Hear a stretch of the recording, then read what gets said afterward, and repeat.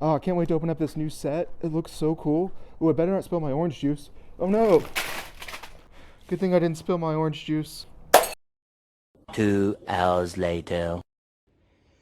Why did I do that? I had to clean all these packs one by one.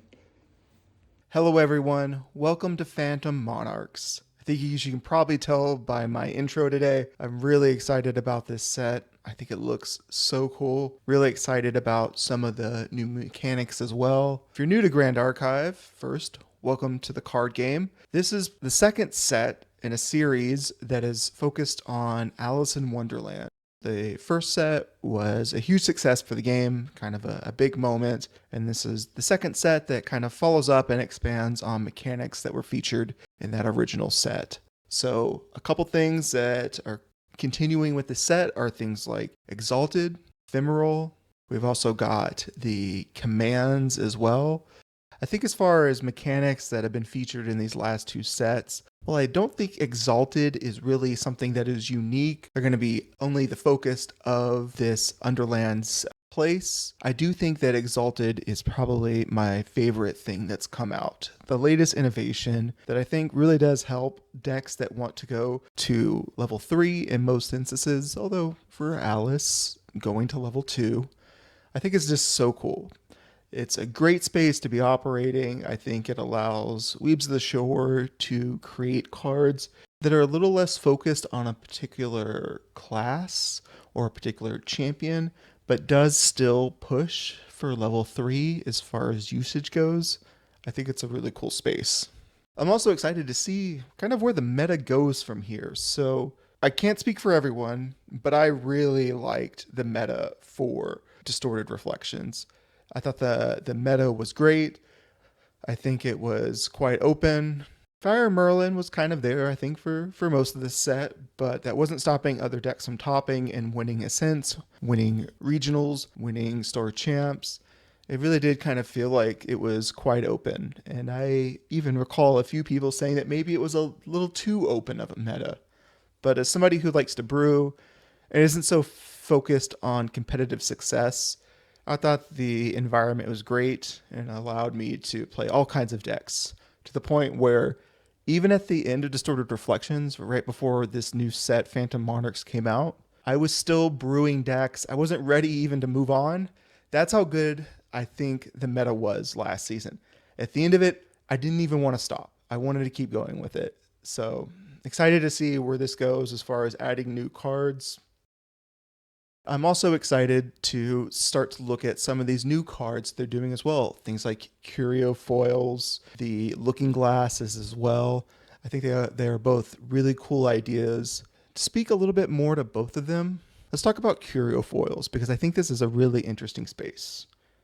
If you're unfamiliar, Curio Foils have this kind of shattered glass effect, and that may change over time. They may do other foiling effects, but they're foil cards that have a unique effect to the foiling. And what's cool about them is they're only commons and uncommons, but despite there being two different rarities that they can fall within, there's only 100 of each card that gets a Curio Foil. So 100, population 100. And what I like about this, which I think is quite smart by Weebs of the Shore, is that Curio Foils don't count for more points in Path of Silver.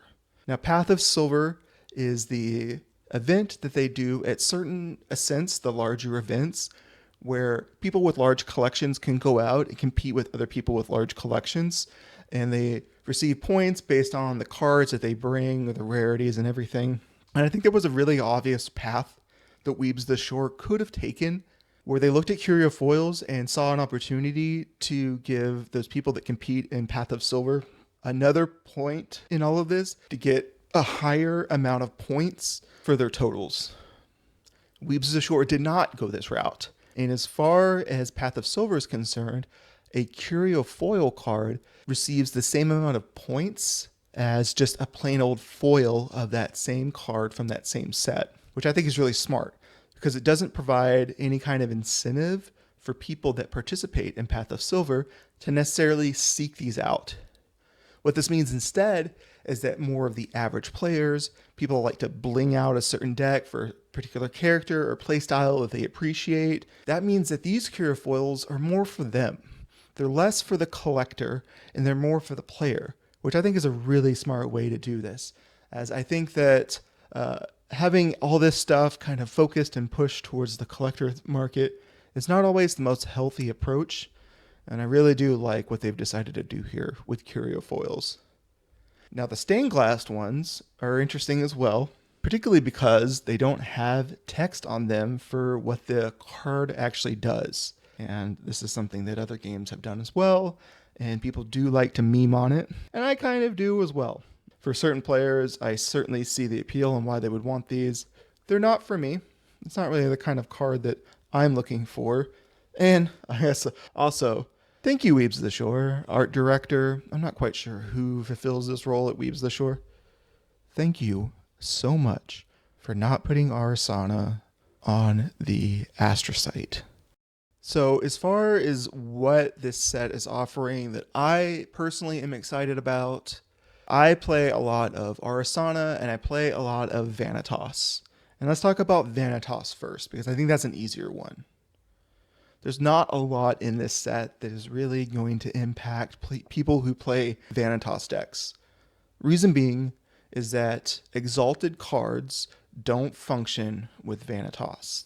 The reason being is that while Vanitas does go to level 3, Vanitas does not go into an advanced element, which is the requirement to play an exalted card. So Vanitas doesn't get to benefit from any exalted cards. They can't play them. What they do get, though, in this set that is quite cool is Calming Breeze.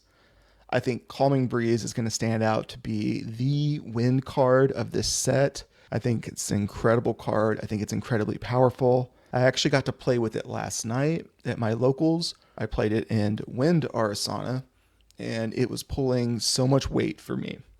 Not only does just preventing 3 or less damage for the turn incredibly powerful, but it having floating memory if you're level 1 or higher is so good, especially for Arasana.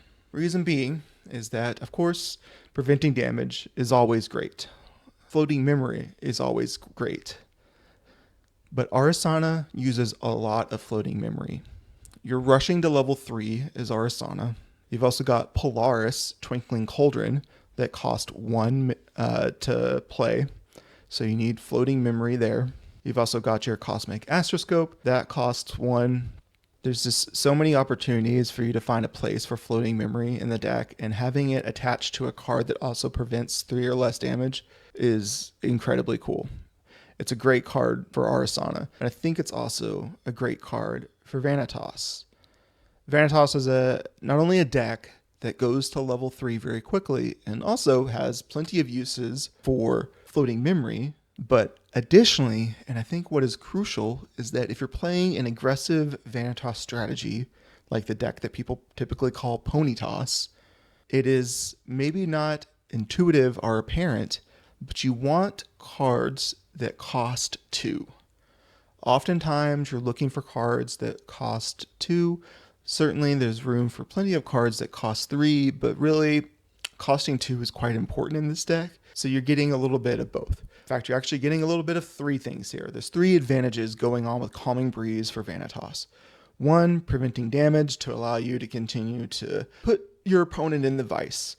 Apply pressure, tax them on their materialization. You're getting that benefit. You're getting the floating memory, which Vanitas certainly appreciates as well. But it costing 2, I think, is incredibly relevant as well. So I think Calming Breeze is a fantastic card for Vanitas, and I think going to be the standout card for Wind for the set. I think the Lost Providence card is also super interesting. Reading it, I think you can make a very easy and correct assumption that if you are a deck that wants to rush to level 3, that Lost Providence is going to be a standout card for you. What is interesting, though, that I've found is that while there's plenty of decks that, every materialization, they want to go level, and you're not often also wanting to go level, play a Grand Crusader's Ring, level a couple more times. You don't think you want to do that. But what I've found, granted this is one locals of playing, is that it actually needing you to go to level 3 first before you can play it, or getting to an advanced element first, I think is the better way to say that, is actually a little bit of a challenge at times. Sometimes you really do kind of want that card from Grand Crusader's Ring, and you just can't get it because you haven't gotten to an advanced element yet. I think that makes Lost Providence such an interesting card. I do see a home for it, but I think what we're going to find as we continue to play with it is that maybe it's not going to be in as many decks as you would initially think. For instance, Tristan. Tristan goes to level 3. I don't think Lost Providence is the right Divine Relic for Tristan. I think Tristan is better off playing Grand Crusader's Ring. Reason being is that deck does not rush to level 3 like an Arasana or a Rai would. You're waiting it out. You're playing plenty of turns where you're not an advanced element. And I don't think you'll see Lost Province played in a deck like Tristan. And I guess with the price that card, that Divine Relic, is currently commanding on places like TCG Player, ooh, I hope it's not as necessary as people are kind of thinking it is right now. Because that card is hard to come by and quite expensive. So I guess we'll have to keep an eye out on that one. Now, speaking to the case that I've opened so far, I've gotten a fair ways into it. And my hits have been all right so far. Not anything I'm terribly excited about. Curio foils, I'm actually doing quite well on those. No CSRs, no Looking Glass foils quite yet. So, speaking to the card quality for this set, it does seem quite good. I think the foils look quite bright. There is a little bit of warping I've noticed on foil cards, but not bad. It is more so I left them out overnight in a stack, and they started to curl a little bit. So I think that is what I would consider acceptable. I think the foiling looks quite bright. I think the saturation on the cards looks quite good. I do think that curio foils that are darker, such as Astra curio foils, Umbra curio foils, Fire curio foils as well. These are the elements that historically have had a little bit of a problem when it comes to the foiling looking a little too dark.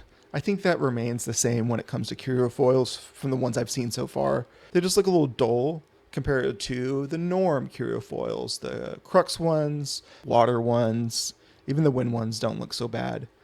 I was really excited about the idea of getting the Astra ally that's uncommon in a curio foil. I've seen one in person from a friend that opened one, and it doesn't look particularly stunning. I was initially thinking I was going to try and pick it up from him, but after looking at it in person, I think I'm going to pass. I don't think it looks nice enough for me to want it. Whereas if you're looking at some of these other curio foils, I mean, they look so impressive. So maybe consider that if you're interested in maybe picking up some curio foils, or if you have a certain deck that you play, if it's Umbra, if it's Astra, if it's primarily focused on Fire. Take a look at them first before you commit to them, because you may not actually end up liking them as much as you think you will. So as far as cards that I am looking to play, I spoke about Lost Province and I talked about Calming Breeze, but I do want to talk about cards that I'm interested in putting in my Fire Astra deck for Arasana. I love this deck so much. In every set, I'm always looking for new cards to put into it. And there's a couple things in this set I think have a chance, but I'm not sold. So, Suffocating Ash. This is a new Exalted card. It is a 3-cost cleric spell reaction. Costs 2 less if you're cleric. And then it will counter card's activation unless the opponent takes, I think it's 3 damage plus your level. So typically if you're level 3, you're Arasana, that would be 6 damage there. Pop a couple of herbs that level you up as well. Maybe you'll deal like 8 damage.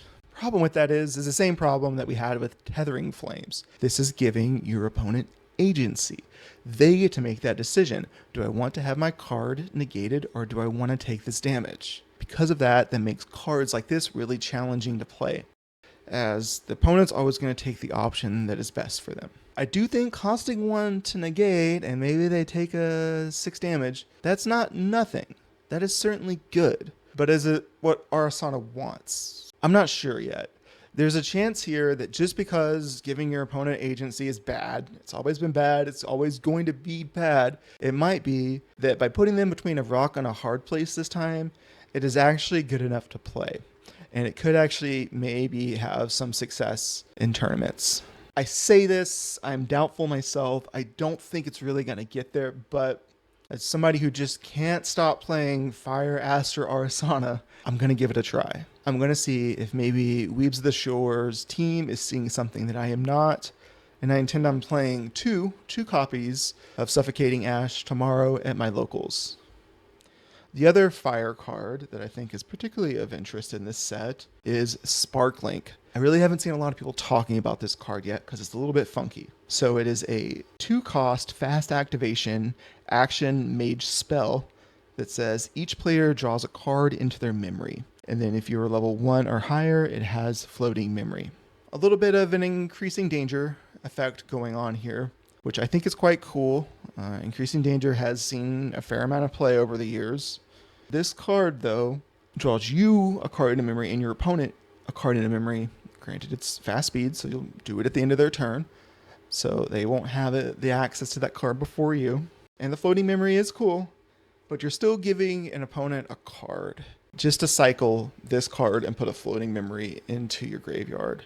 That is a little bit of a hard sell.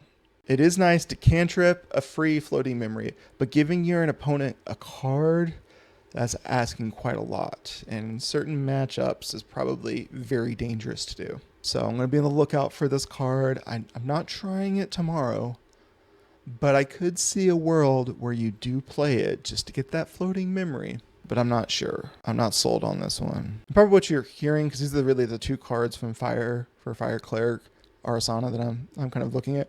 You're probably hearing in my voice that I'm a little skeptical on what they've printed for Fire Cleric in this set. I think they've historically struggled a little bit as far as how they want to do cards. They could be played in these types of decks. When I look at things that fit into a Wind Astra Arasana deck, the Wind side of this, I see a lot of synergy. I think they see a very clear North Star for what they want to make available for that deck. And then whenever I look at what options they give to Fire, it's just a little bit wonky. I just don't think it's quite there. Hopefully in the future they figure out this a little bit more, as I think there's some opportunity for Fire to focus more on herbs, or maybe focus more on brewing than wind or water, so that Fire kind of has its own unique identity for Arasana. Anyways, getting back to the video at hand, let's be real here. This was a bust. I didn't open a whole lot. There wasn't really anything in here of value. Did not hit a Lost Providence. I had to trade for the one that I have. I didn't hit a CSR, CUR, or I didn't hit a Looking Glass foil. I did hit 3 of the Curios, not any of the 3 that I'm particularly interested in myself, but these are great cards to look to trade to other people, perhaps pick up curio foils that I'm a little more interested in, or perhaps I can maybe sell them. But, this was my second case that I've opened. I think I've got just about everything I need now. I don't think I really need any other cards in the set, so this will likely be the last of the opening for me for this set. I hope your openings have gone better than mine. Let me know in the comments how your booster box openings or your case openings have gone so far. Did you hit a Lost Province? Been quite hard to find. Hopefully you've had good luck with your cases and booster boxes when it comes to finding that Divine Relic. I want to thank you for watching the video today. Please consider hitting the like and subscribe button. Both of those help me tremendously. Hitting the like button does make a big difference in making sure that YouTube exposes my content to people outside of my subscribers. And of course, subscribing to my content ensures that you'll see my future videos. I'm currently about halfway through editing my next video, and I'll give you a little teaser here at the end. I've created a playmat that I'm really excited about, and I'll be showing you what the creation process was for that playmat and giving you an opportunity to purchase it if you're interested in my next video. So be on the lookout for that. But thank you for listening in and watching today, and I'll catch you in the next one. Peace.